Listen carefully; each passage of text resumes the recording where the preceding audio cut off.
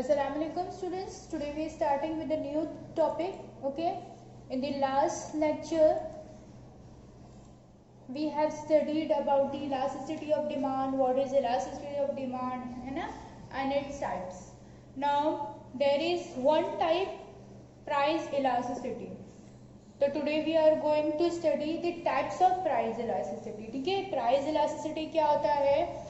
When the changes occur due to price, okay, due to price ही हमारा जो demand का changes होता है, that is price elasticity. Okay, and elasticity the quantity we are going to study in this chapter. So उसके कितने types हैं? Let us focus on that. Okay, price elasticity of demand, types of price elasticity of demand. Today's topic is. So moving next. Perfectly elastic demand, perfectly inelastic demand, unitary elastic demand, relatively elastic demand, relatively inelastic demand. Okay, there are 5 types of price elasticity: perfectly elastic, perfectly inelastic, unitary elastic, relatively elastic and relatively inelastic. Now elastic का मतलब I have told you what does elastic means, यानी changes, है ना. So inelastic मतलब क्या होता है? There is no changes. Okay, just keep it in mind that elastic means changes and inelastic means it does not changes. So let us go through detail. In detail we are going to study each and every type. The first type is perfectly elastic demand. Okay, the sign is this, ED is equals to this. Okay, see it is infinite वाला जो sign होता है, it is given in your book. Okay, so you can refer it that. Okay, I will explain it. When a slight or zero change in the price brings about an infinite change in the quantity demanded of that commodity, it is called perfectly elastic demand. Okay, see, जब क्या होता है, थोड़ा सा change होता है price या ना भी चेंज हो, then also there is an infinite change. Infinite मतलब बहुत ज्यादा, तो छोटा मोटा नहीं, बहुत ज्यादा जब अगर क्वांटिटी डिमांड में चेंजेस आता है, that is known as perfectly elastic demand. Got it? Perfectly elastic demand means there is infinite change in the demand due to a slight और zero changes in the price. देखो हम किसके types पढ़े? Price elasticity के पढ़े. So it is only depend on price. Income है या cross है, वो हम लोग उसके ऊपर कुछ डिपेंड नहीं है. ठीक है. सो सारी चीजें जो रहेगी, इसकी जो पांचों टाइप रहेगी, सब किस पे डिपेंड है? प्राइस इलास्टिसिटी पे. ठीक है. आगे ही बात समझ में, प्राइस परफेक्टली इलास्टिक किसको बोलते हैं? Now look at the formula. Percentage change in quantity demanded divided by percentage change in price. ये आपका क्या होता है? फॉर्मूला होता है for this perfectly elastic demand. Percentage change in quantity demanded, percentage change in price, it is already we have studied in the price elasticity. अब इसका जो टेबल होगा, it is look like this, sorry diagram जो होगा, unit, ये जो line है, it is parallel to X axis. The curve is parallel to x axis. Why? See, यहाँ पर क्या हो रहा है? जो प्राइस है हमारा कांस्टेंट है. ओके, जो क्वांटिटी होती है ना, वो हमारी ये 0 से क्वांटिटी 1, क्वांटिटी 1 से क्वांटिटी 2 हो गई. हाँ, तो इस वजह से ये जो हमारा डिमांड है, वो क्या, प्राइस जो है वो तो इधर ही है, बट क्वांटिटी डिमांड क्या हो रहा है? हमारा बढ़ते जा रहा है. That's why इसका जो डायग्राम है इस तरीके से होगा. हाँ, in this you have to learn this formulas also and this table also. आपको ध्यान देना रहेगा कौन से उसका कैसा टेबल है. With the explanation you have to write this formula as well as this diagram. चलो मैं आपको एक एग्जांपल दे देती हूँ इसका. We can take example as bikes market. In today's Indian bike market, the demand for bike is increasing day by day without any effect of price change. अगर आप देखोगे तो कितनी है बाइक, स्पोर्ट्स बाइक हो या कोई भी बाइक, देखो क्या हो रहा है आजकल है ना, लेडीज भी चलाने लग गई है ना. एंड क्या तो कैसा होता है कि आजकल ज्यादा लोग ये प्रेफर करते हैं कार वगैरह से भी कि बाइक होनी चाहिए एक घर में, तो है ना. अब उसका प्राइस जो है सेम होना हो या बढ़ना हो उससे कोई फर्क ही नहीं पड़ रहा है, बट डिमांड जो है बहुत ही ज्यादा बढ़ते जा रहा है बाइक का. समझ में आया? ठीक है, एग्जाम्पल आपको समझ में आ गया. भले इसका प्राइस देखो नहीं चेंज हो रहा है, कम नहीं हो रहा है, फिर भी हमारा जो डिमांड है ना वो बहुत बढ़ते जा रहा है बाइक के लिए, due to the situation, due to the conditions, है ना, whatever the reason is. So इसका एक एग्जाम्पल आप लिख सकते हो. You can note down the example. Okay, I hope you got clear of what is the perfect elastic demand. Now moving to next slide. Perfectly inelastic demand. In the beginning only I told you that inelastic means there is no changes, and elastic means changes. तो इससे आप याद रख सकते हो because same similar नाम है ना, खाली इनका फर्क है. So you will got confuse, तो इसलिए आपको बता दिया है कि what is inelastic and elastic. तो इससे आप डायरेक्टली आपको आ जाएगा दिमाग में. Okay, and the sign of you can observe that E D is equals to 0. ठीक है, elastic of demand is equals to 0. So let us look at the first example of it.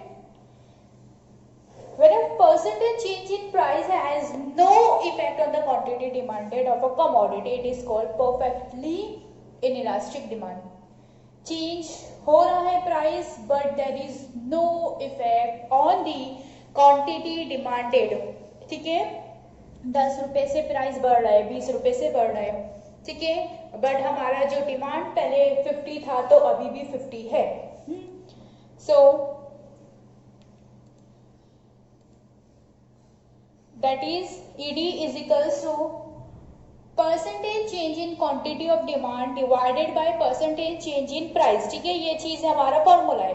So for example अगर हमारा quantity तो change ही नहीं हो रहा है, that mean 0, और 20 रुपीज से हमारा क्या हो रहा है, प्राइस चेंज हो रहा है, तो क्या होगा, इज इक्वल्स टू 0 ही आएगा. समझ में आई? तो elasticity of demand is 0 and the diagram will be like this. Quantity देखो आपकी, देखो quantity of demand x axis पे होती है एंड प्राइस जो है आपका वो वाई एक्सिस पे हो रहा है. सो हियर प्राइस देखो यहाँ पर ज्यादा हो रहा है parallel to Y axis. Now perfectly inelastic पे क्या है, आपका जो कर्व है it is parallel to Y axis. Elastic, perfectly elastic पे हमारा एक्स एक्सिस पे वो पैरेलल था. ठीक है, because the price was not changing but the quantity is changing, है ना. but in this that the situation is vice versa. see आप देख रहे हैं प्राइस चेंज हो रहा है 1 2 3 but the quantity were say at the same position. so आपको ये डायग्राम बनाना होगा when you will write the perfect inelastic का answer. let us look at the example that is emergency services. Drugs and essential food items have perfectly inelastic demand. The price of food item may increase or decrease. There will be no change in the demand for goods. देखो ये जो case कब होता है, when for the necessity goods, है ना. necessity goods हमारे क्या क्या है, खाना. ठीक है, अब कितना भी प्राइस बढ़ जाए, अब ऐसा तो नहीं है कि आप 4 रोटी की जगह सिर्फ 1 रोटी खाओगे, अब डिमांड कम कर दोगे, प्राइस बहुत बढ़ गया है, तो है ना, खाना तो हम नहीं छोड़ सकते.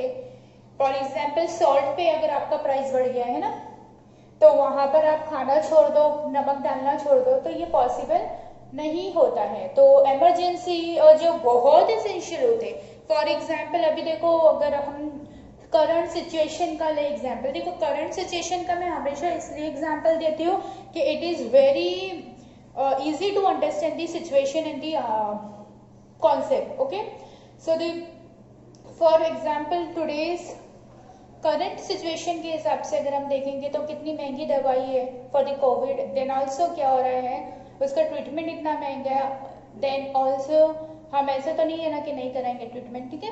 सो दी emergency है, drugs है, essential goods, for example foods and all, at that time the price may increase but the demand didn't change, demand change नहीं होता है, see, okay।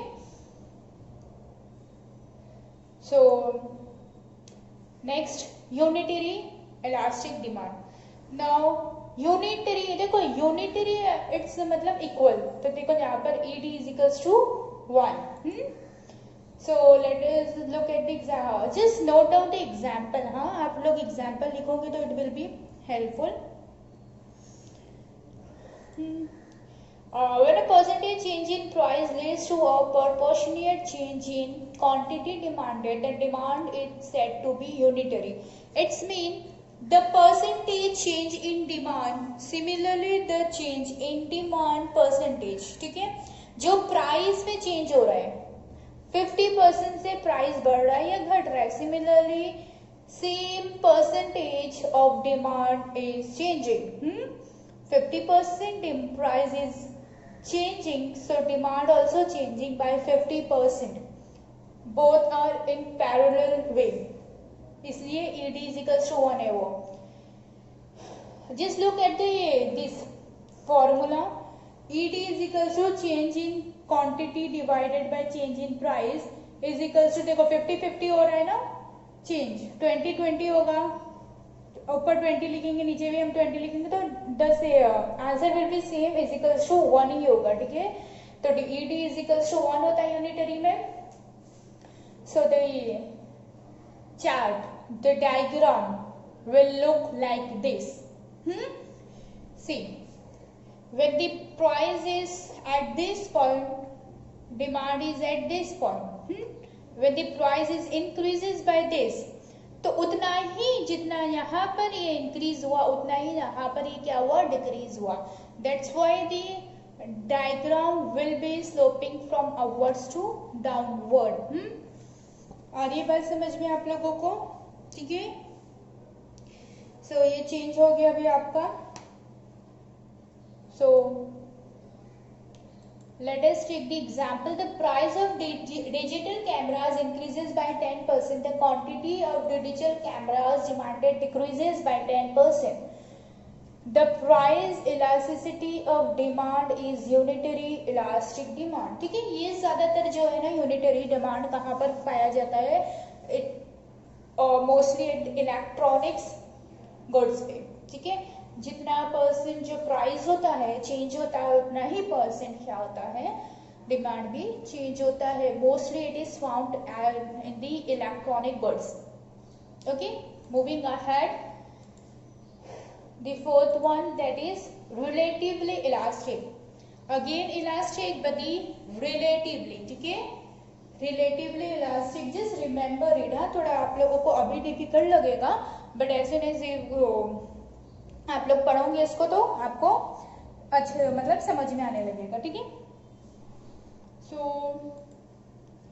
when a percentage change in price leads to more than proportionate change in quantity demanded, the demand is said to be relatively elastic, ठीक है। अभी क्या हो रहा है, ई डी इज ग्रेटर देन 1, यानी जितना परसेंटेज, अगर आपका 20% प्राइस चेंज हुआ है तो डिमांड 50 होगा। देखो परफेक्टली इलास्टिक में क्या था, इन्फिनाइट, उसका कोई वो ही नहीं था। परफेक्टली इन इलास्टिक में था क्या, there is no changes. Unitary में the price and the demand changes of percentage were same। हाँ, now relative elastic में क्या हो रहा है, when the prices changes by 10 or 20, the demand is changes by the 50-60। okay, so